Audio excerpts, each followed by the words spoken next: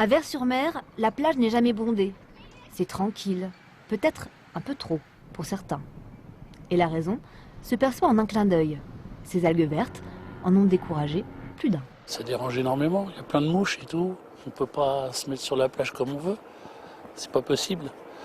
Et non, ils devraient ramasser ou alors moins traiter les champs, je pense. Je pense que ça pénalise parce que bon, les clients ils viennent pour se baigner et quand ils voient qu'il y a des algues comme ça, ils reprennent, ils repartent. Donc une fois qu'ils sont partis soit plus loin, une fois qu'ils sont partis, ils ne reviennent pas. Ils ne reviennent pas pour chercher une gaufre ou une crêpe ou une boisson. Et le phénomène a tendance à se propager sur plusieurs plages du Calvados. À Luc-sur-Mer ou encore ici à Grand-Camésie, les mairies ont opté pour la solution du ramassage avec un tracteur doté d'une herse.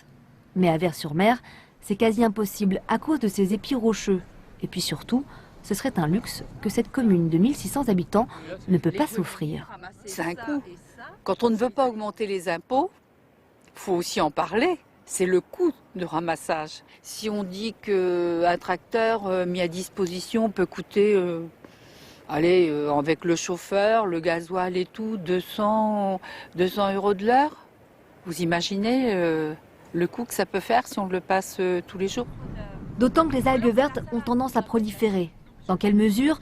C'est un peu tôt pour le savoir, mais le CERVA, le centre spécialisé sur les algues, a décidé de renforcer sa surveillance. Et à la fin de la semaine, une équipe survolera à nouveau le littoral pour définir l'ampleur du phénomène.